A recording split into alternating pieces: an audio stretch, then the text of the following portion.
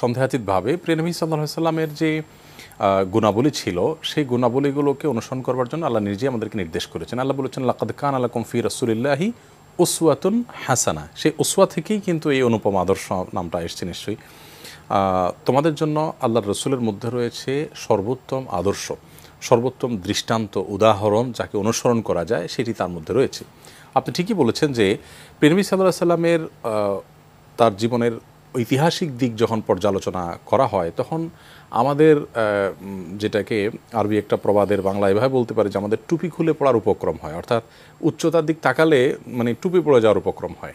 এত উচ্চতায় আসীন করেছেন আল্লাহ তাআলা তাকে। যেমন মক্কায় তিনি যা পরিস্থিতির মোকাবেলা করেছেন, মদিনা যে পুরো পরিস্থিতিটাকে যেভাবে অনুকূলে এনেছেন, প্রতিটা বাধাকে যেভাবে ডিঙ্গিয়েছেন, আমাদের কাছে মনে হতো যে এটা কি আদৌ আমাদের দ্বারা সম্ভব আজকের বাস্তবতায়। প্রিয় নবী সাল্লাল্লাহু আলাইহি সাল্লামকে জানার পর তার প্রতি আমাদের ইমানের যে গতি, ইমানের যে ধার সেটা অনেক বেশি বেড়ে যাওয়ার কথা। নবী করিম সাল্লাল্লাহু আলাইহি সাল্লামকে কেন আসলে জানা দরকার? একটা গুরুত্বপূর্ণ বিষয় হলো যে এখনও পর্যন্ত, শুধু আমি এখনও বলছি না, মানে নবী সাল্লাল্লাহু আলাইহি সাল্লাম থেকে নিয়ে আজও পর্যন্ত পৃথিবীতে যত মানুষ ইসলামে এসেছে তাদের বেশিরভাগ মানুষকে আমরা দেখব যে তারা হয় কোরআন পাঠ করেছেন আর না হলে নবী সাল্লাল্লাহু আলাইহি সাল্লামকে পাঠ করেছেন, দুটার কোনো একটা।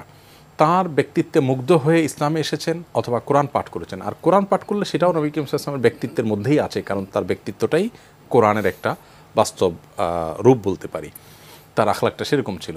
তো সেই প্রয়োজনে আমাদেরকে আসলে সিরাত পাঠ করা দরকার, নবী সাল্লাল্লাহু আলাইহি সাল্লামকে জানা দরকার। এছাড়া মানুষ অনুকরণ প্রিয়, মানুষ কাউকে না কাউকে নিজের অজান্তেই অনেক সময় অনুকরণ করে, কাউকে না কাউকে তার আদর্শ মনে হয়।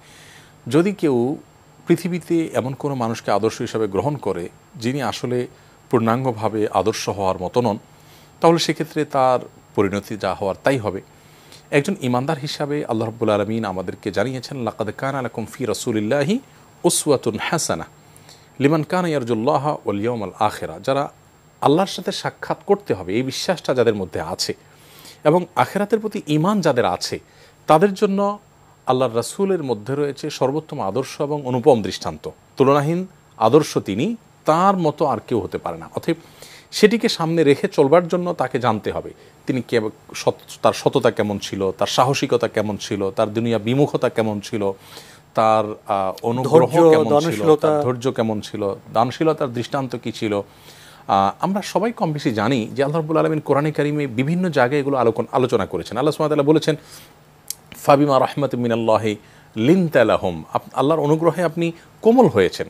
ওয়ালাউ কুনতা ফাজ্জান গালিযাল কলবি লানফাদ্দু মিন হাওলিক, আপনি যদি শক্ত হৃদয়ের হতেন, আপনি যদি রূঢ় স্বভাবের হতেন তাহলে আপনার পাশ থেকে সবাই চলে যেত। মক্কার তখনকার মানুষের যে চরিত্র, তাদের যে আপনার আচার আচরণ ছিল সেগুলো আমরা কম বেশি জানি।